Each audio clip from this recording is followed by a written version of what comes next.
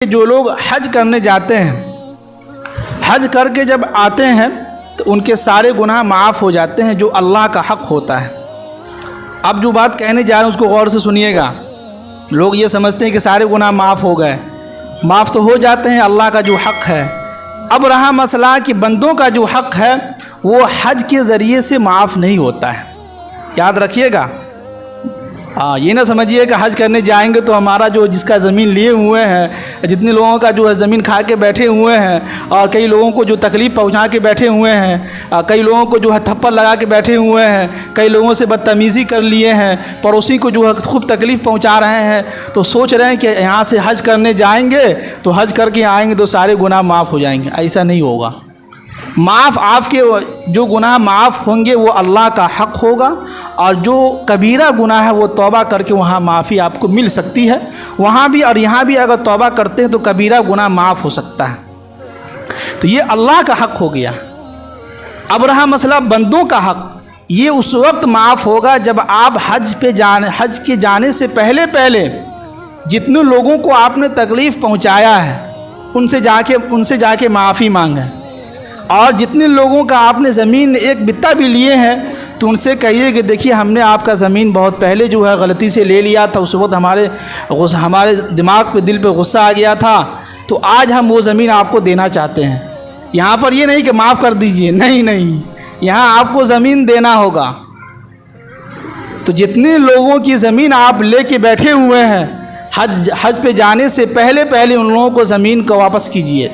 जितने लोगों का पैसा आप लेके बैठे हुए हैं नाहक, जो उसका बनता है वो अभी तक दिए नहीं हैं आप, पहले वो आप अदा करें। जो कर्ज़ आपने लिया है पहले वो उसको अदा करें। जिसको आपने थप्पड़ लगाया है उनसे जाके माफ़ी मांगें। जिससे आपने बदतमीज़ी की है, इमाम साहब से हो या उलमा किराम से हो या हाफिज़ किराम से हो या आपसे ज़्यादा उम्र के जो लोग हों, बाप दादा से या अम्मी से या दादी से नानी से, जिससे भी आपने बदतमीज़ी की है, जो वो ज़िंदा है, तो पहले आप उनसे जाके माफ़ी मांगें। समझ रहे हैं बात? हाँ, बंदों का हक़ पहले है। पहले ये अगर आप माफ़ी यहाँ मांग लेते हैं और जिसका जो हक़ वो आप वापस दे देते हैं, उसके बाद आप हज पे जाइए। उसके बाद अगर आप हज पे जाते हैं और हज करके आते हैं तो आप ऐसे हैं जैसे कि आज ही आप जो माँ के पेट से निकले हैं और आपका का सारा गुनाह माफ़ हो चुका है। अल्लाह का जो हक़ था वो भी और बंदों का जो हक़ था वो भी।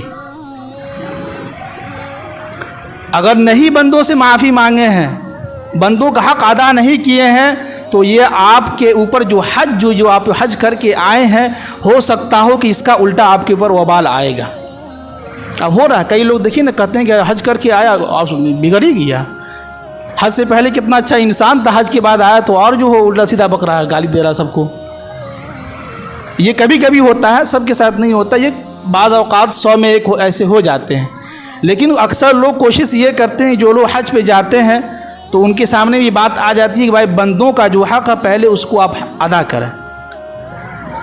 अब जो चीज़ देने की है वो तो देना होगा, चाहे ज़मीन हो या पैसे की इसमें हो। अब रहा मसला बदतमीज़ी का, तफर का, या किसी से बदतमीज़ी से या ऊंची आवाज़ में बात कर लिया तो ये अलग मसला, उससे आप जाके माफ़ी मांग लें। और माफ़ी मांगने से आपकी इज़्ज़त कभी नहीं घटती है, बल्कि आपकी इज़्ज़त और जो अल्लाह ताला लोगों की नज़रों में और ऊँचा कर देता है। बात यही है कि जो है क्या है, अल्लाह ताला ने हमारे ऊपर इस उम्मत पर जो हज जो है फ़र्ज़ इसीलिए किया है कि जो लोग जो इस्तिताअत रखते हैं, पैसे वाले हैं, उनको चाहिए कि वो लोग हज कर लें। अब इसके बारे में अल्लाह के कुरान क्या कहता है कि वमन कफ़र, जो शख्स भी इसका इनकार करेगा, मानेगा नहीं, पैसा रहते हुए भी हज करने के लिए नहीं जा रहा है, सोच रहा है कि फ़लाँ जगह ज़मीन ख़रीद लेंगे तो बाद में आगे चल के बेटा के लिए काम आएगा, तो आप उस पैसे को ज़मीन में तो लगा दे रहे हैं, लेकिन आप जो है एक बहुत अहम फ़रीज़ा जो है, आप जो है अल्लाह की घर की ज़ियारत से महरूम हो गए हैं।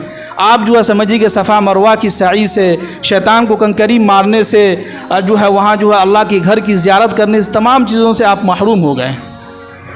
कुछ भी नहीं मिला आपको। ज़मीन तो मिल गई, आपकी औलाद आपसे खुश होगी। और एक बात याद रखिएगा कि दुनिया के अंदर हम इस खुशफहमी में ना रहें कि जो है मेरे मरने के बाद मेरी औलाद मुझे याद करेगी, मरने के बाद कुरान ख़वानी करेगा, फ़ातिहा करेगा, हमारे नाम से कुछ नेकी करेगा। इस खुशफहमी में ना रहें। इसलिए कि जो औलाद आज के आपके कहने पे अभी दुनिया के अंदर आपके कहने पर नमाज के लिए नहीं आ रहा है, जो औलाद आपके कहने पर जो है रोज़ा नहीं रख रहा है, जो औलाद आपकी बात आज नहीं मान रहा है, तो आप कैसे यकीन कर लेते हैं कि आपके मरने के बाद आपकी औलाद आपको याद करेगी? बिल्कुल नहीं, ये दुनिया है। हाँ, एक चीज़ हो सकता है कि मरने के बाद वो इस तरह वो ख़ुआनखानी करेगा कि लोग हमको ताना ना दें, माशरे के लोग, भाई बहन और चचा चाची जो है हमको बुरा भला ना कहे, और गांव के दोस्त अहबाब ये ना कहे कि देखो कैसा इंसान, अब बाप मर गया, ख़ुआनखानी भी नहीं किया, दावत भी नहीं किया। तो आप उन लोगों की बात की वजह से, उन लोगों की ताना सुनने की वजह से हो सकता हो कि आपके जाने के बाद आपका बेटा एक दिन क़ुरान-ख़वानी कर देगा और गांव के लोगों को, और जो लोग बच्चे आए थे क़ुरान-ख़वानी के लिए, उसको खाना खिला देगा, उसके बाद ख़त्म, बस हो गया। तो लिहाजा अल्लाह के वास्ते मेरे मुहतरम बुज़ुर्गों, दोस्तों, अल्लाह के वास्ते कहते हैं कि चंद दिन की ज़िंदगी है, क्या उम्मीद है कब तक ज़िंदा रहिएगा आप? 70 साल, 80 साल, 90 साल, 100 साल, आखिर तो जाना है अल्लाह ही के पास। मौत तो आनी है। जब हमारा एक सांस पर हमारी हुकूमत नहीं चल रही है, एक सांस जो चल रहा है अभी उस पर हमारा बस नहीं है, वो हमारे काबू में नहीं है, वो अभी निकल जाए तो हम बेजान लाश हो जाएंगे, और मरने के बाद तो कहीं नहीं। व इलैहि तुरजाऊन, अल्लाह ताला करे कि तुम सब लोगों को हमारी तरफ लौट कर आना है।